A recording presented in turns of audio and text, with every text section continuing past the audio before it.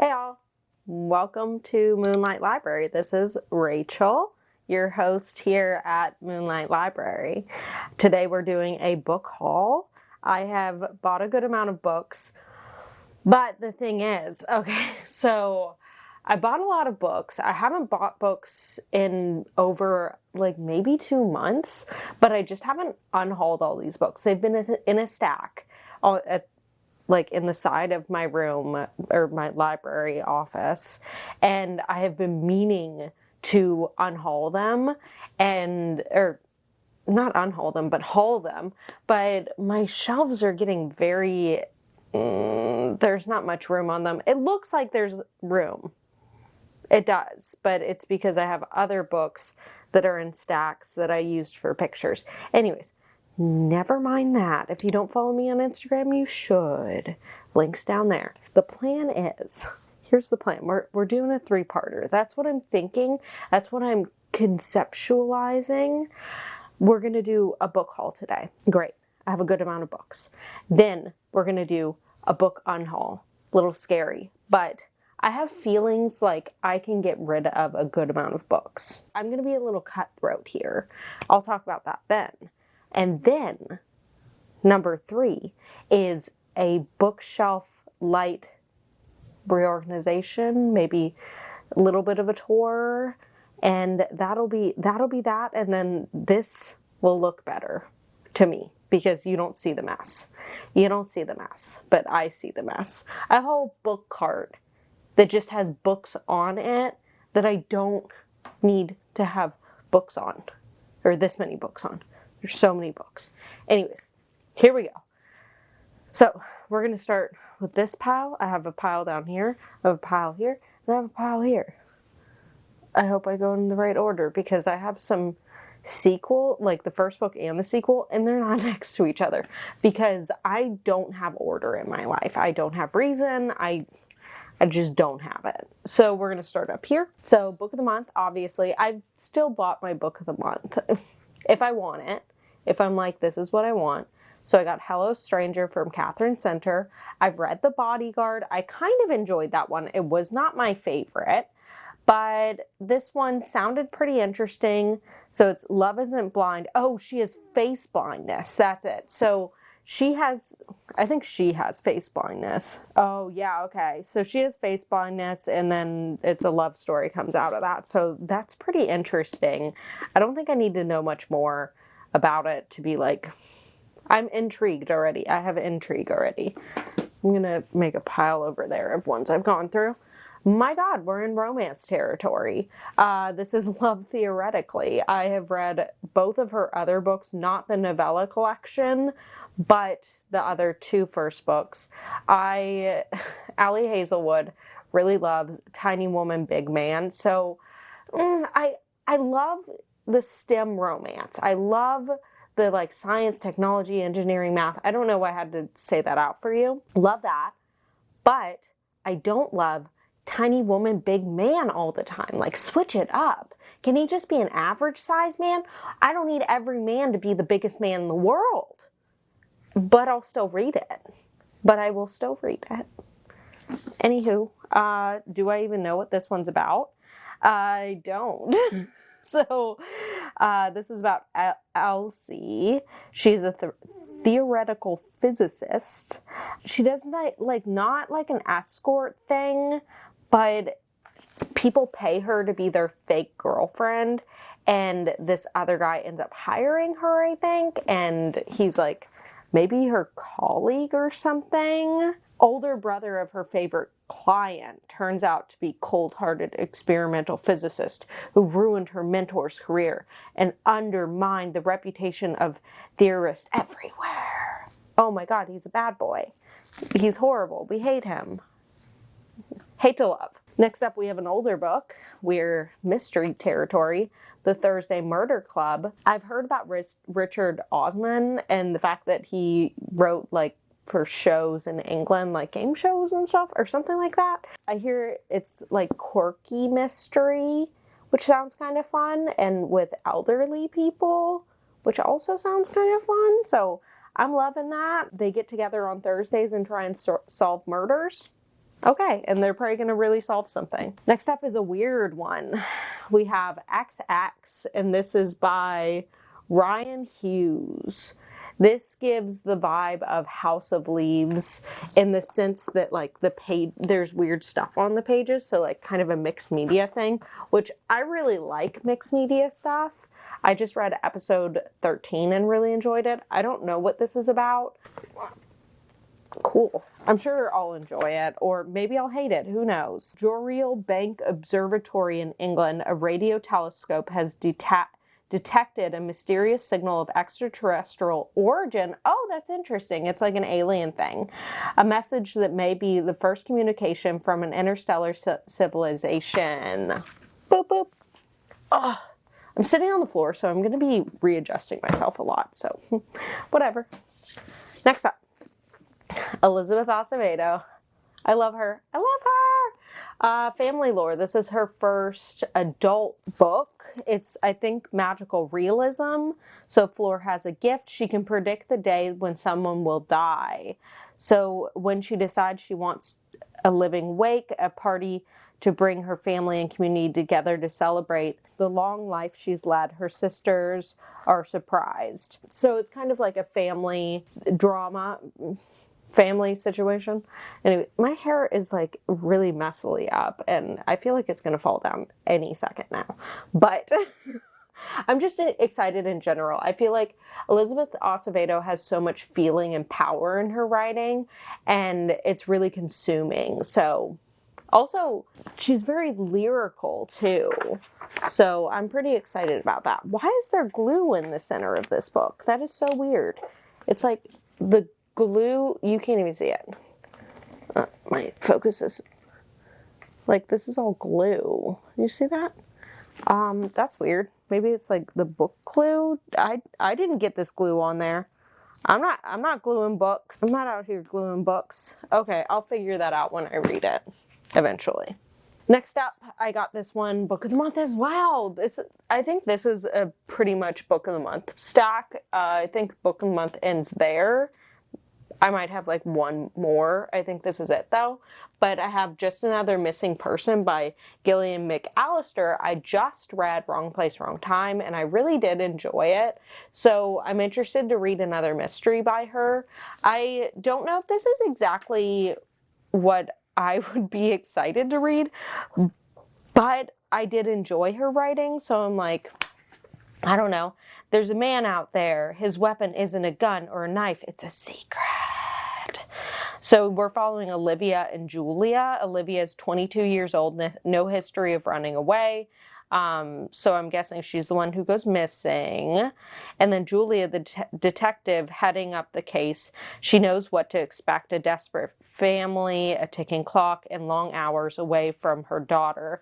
So I'm pretty excited because I don't read much detective fiction, but I do enjoy detective stories.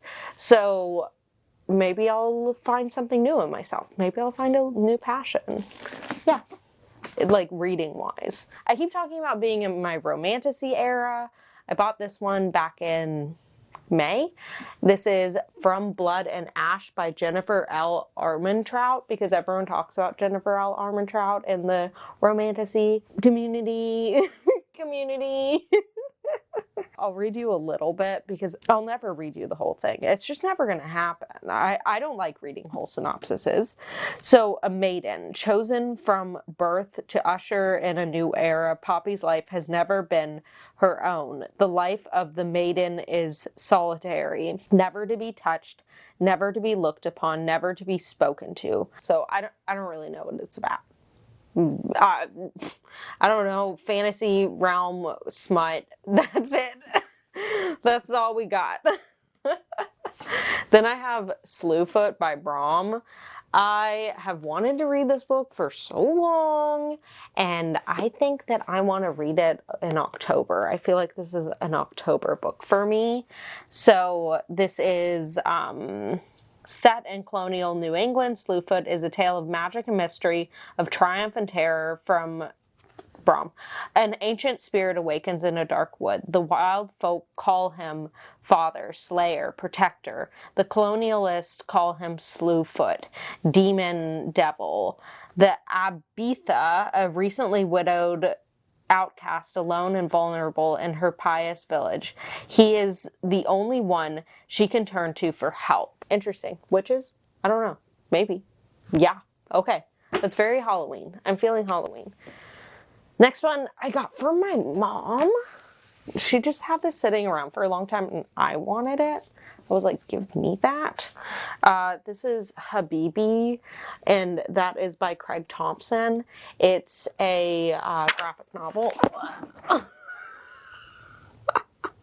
I read Blankets back a while ago, and I really thoroughly enjoyed that one. It was so beautifully written, so like heart-wrenching, that I'm pretty excited to be reading Habibi finally. Yeah, so this one is sprawling across an epic landscape of deserts, harems, and modern industrial clutter.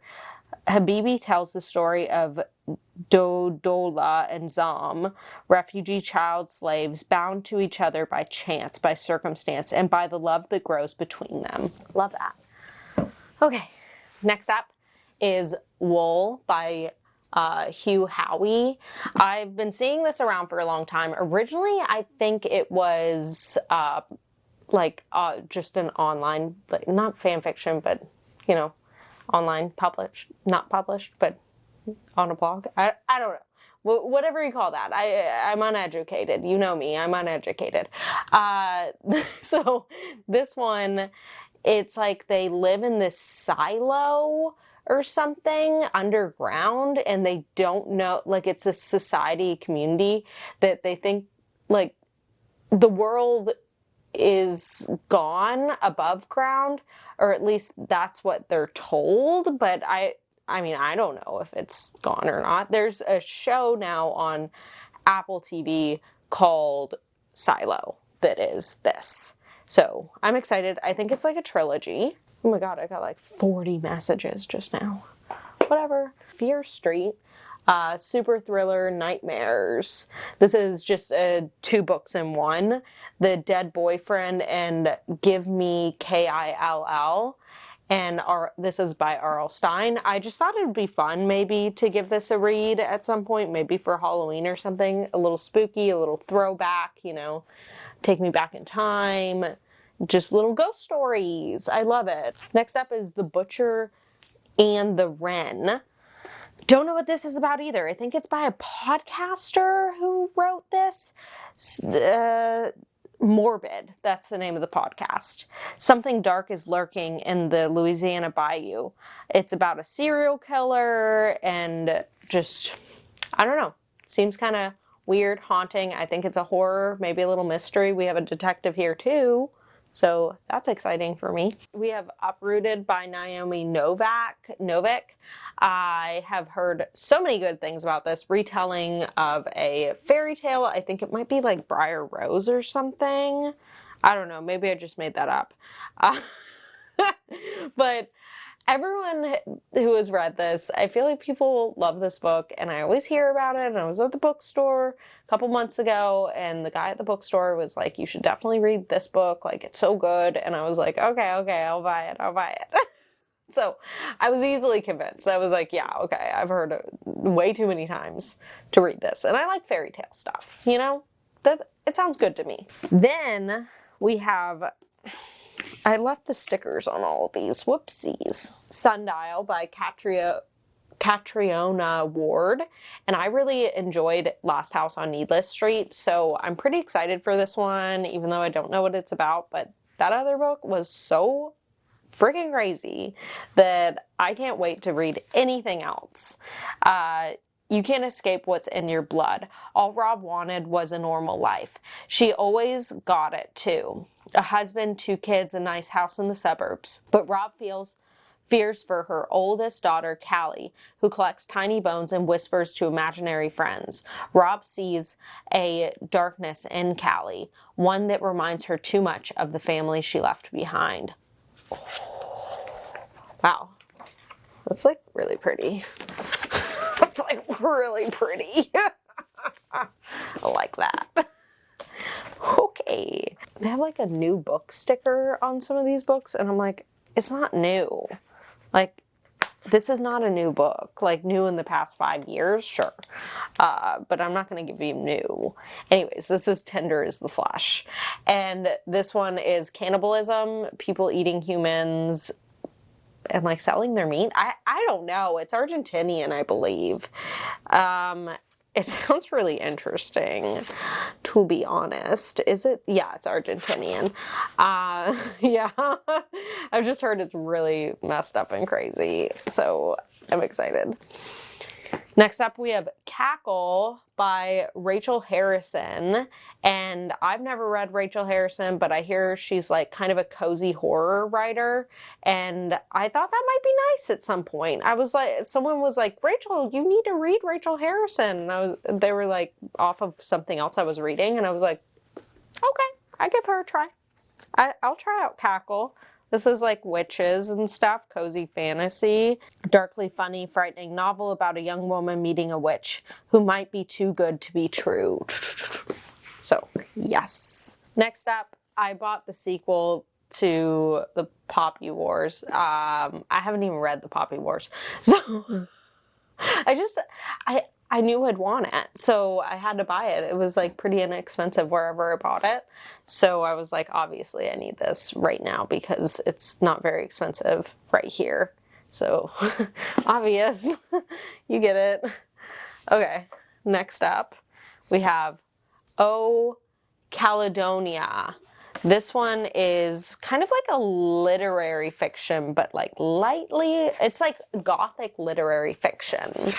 So we have Janet was found oddly attired in her mother's black lace evening gown, twisted and slumped in bloody, murderous death.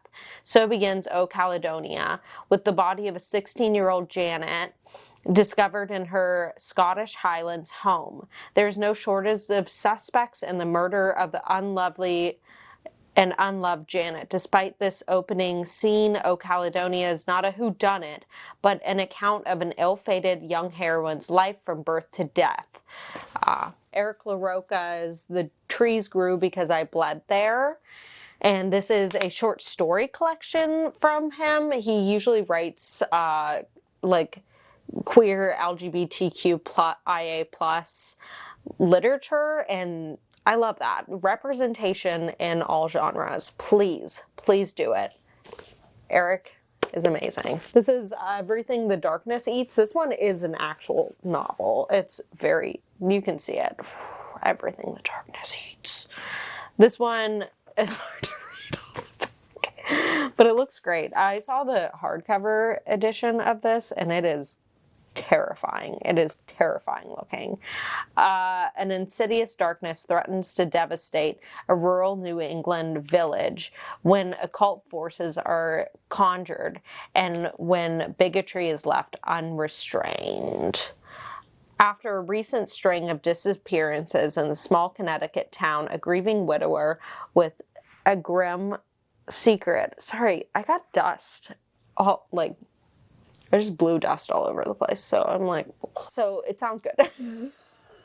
Sounds scary. I love it. I don't even care. I don't even care what he's writing because it's probably going to be amazing.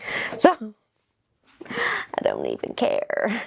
So we have The Mountain and the Sea by Ray Naylor. Look at that spine. That cover, so beautiful. That's why I bought it. I don't think it has great reviews, but I don't care. So the transnational tech corporation Dianima has sealed off the remote Kondoa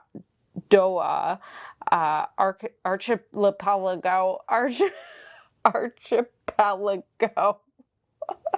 What's happening now? Where a species of octopus has been discovered that may have developed its own language and culture. The marine biologist Dr. Ha Nguyen, who has spent her life researching cephalopods intelligence will do anything for the chance to study them. Boom, boom, boom. I get kind of like arrival feelings, like aliens, but not aliens. They're on our planet, but we're gonna have to learn their language, their culture. I don't know. Sounds interesting. Yes. Okay. Oh my god, I have so many books. I have Jawbone. So Jawbone is when Fernanda Elisa and their friends from the Delta Bilingual Academy convene after school. Elisa leads them in thrilling but increasingly dangerous rituals to a rhinestoned, Dior-scented drag queen god of her own invention. Even more perilous is the secret Elise and Fernanda share, rooted in a dare in which the violence meets love. So it's like friendship, but the dynamics of friendship and maybe more than friendship between these two girls, and also evil lurks there. Next. Juniper and Thorn by Ava Reed. I've never read Ava Reed. This will be a first. I love this cover. Beautiful. A gruesome curse. A city in upheaval. A monster with unquenchable appetites.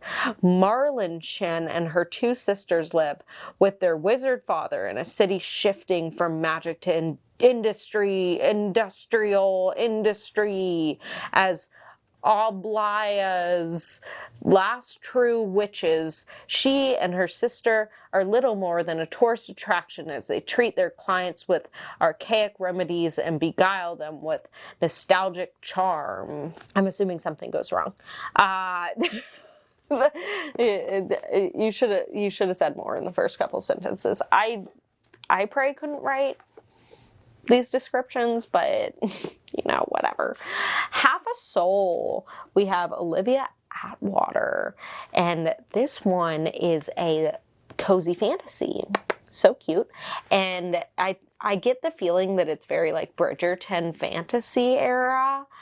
Ever since she was cursed by a fairy, Theodora Eddings has had no sense of fear or embarrassment, an unfortunate condition that leaves her prone to accidental scandal. Dora hopes to be quiet, sensible wallflower during the London season, but when Elisa Wilder, the handsome, peculiar, and utterly ill-mannered Lord Sorcia, discovers her condition, she is instead drawn into dangerous fairy affairs. And then they fall in love, probably. They kiss. Just like that. 12 Nights at Rotterhouse. This is about a haunted house. This man is supposed to go there because he's going to use it to write his new book, and obviously things go horribly wrong, and I'm pretty excited. Once again, I just read episode 13, and I feel like this one's calling to me too. I want a haunted house story. I want paranormal stories. I want investigation. I want mystery and intrigue. And that's what we'll probably have here. Horror as well. Perfect timing. So we have My Heart is a Chainsaw.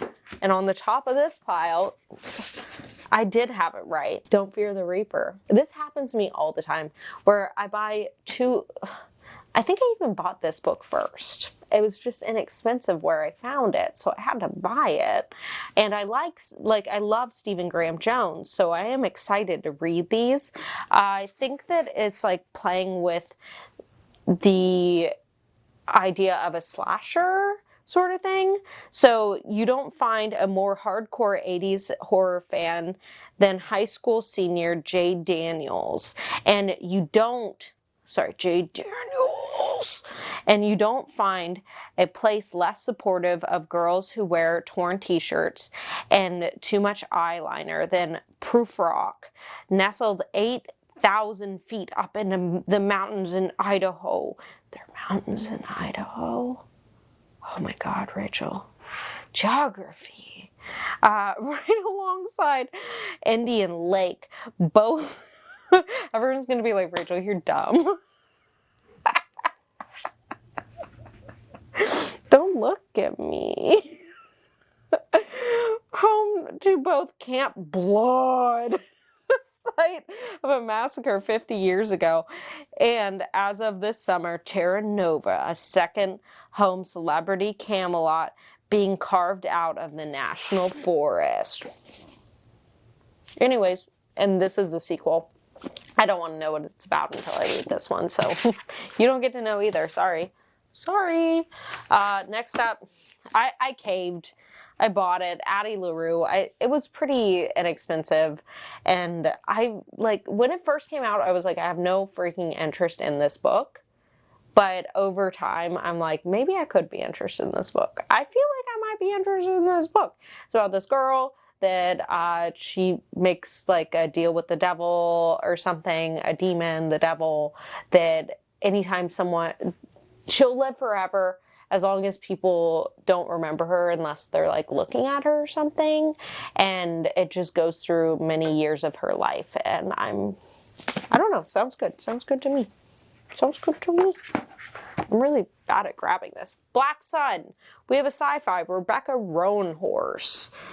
Have I read one of her books? I can't remember. Inspired by the civilizations of pre-Columbian Americas, woven into a tale of celestial prophecies, forbidden magic, and crafted with unforgettable characters, Rebecca Roanhorse has created an epic fantasy adventure and the most original series debut of the decade.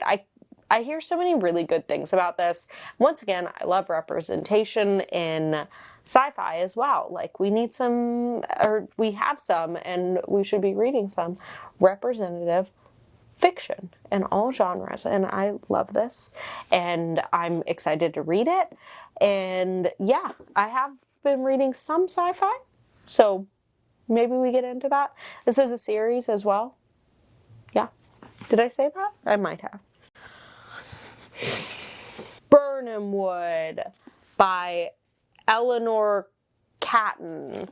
So this one it's like guerrilla gardening or something. I don't know. A landscape has closed the Coroway Pass on New Zealand South Island, cutting off the town of Thorndyke and leaving a sizable farm abandoned. The disaster presents an opportunity for Burnwood, an undeclared, unregulated, sometimes criminal, sometimes philanthropic guerrilla gardening collective that plants crops wherever no one will notice. Weird. What type of crops? What are they doing? What is the illegal part? Tell me. We have 2 books left. Pinata. This one it was supposed to be the perfect summer. I should have read this summer. Dang. Carmen Sanchez is back in Mexico, supervising the renovation of an ancient abbey. Her daughter, Isel, and Luna, her daughters, too young to be left alone in New York, join her, and what Carmen hopes is a chance for them to connect with their roots. Then, an accident at the work site unearths a stash of rare, centuries-old artifacts. The disaster costs Carmen her job, cutting the family trip short. Horror. It's horror. Titty Kingfisher. We have Nettle and Bone. I feel like I have a good amount of fantasy. Oh my god, so pretty. I have a good amount of fantasy happening. Mara never wanted to be a hero. Neither did I. I didn't sign up for this. I didn't sign up for me. As the shy convent-raised third-born daughter, she escaped the traditional fate of princesses to be married away for the sake of an uncaring throne. But her sister wasn't so fortunate, and after years of silence, Mara is done watching her suffer at the hands of a powerful and abusive prince.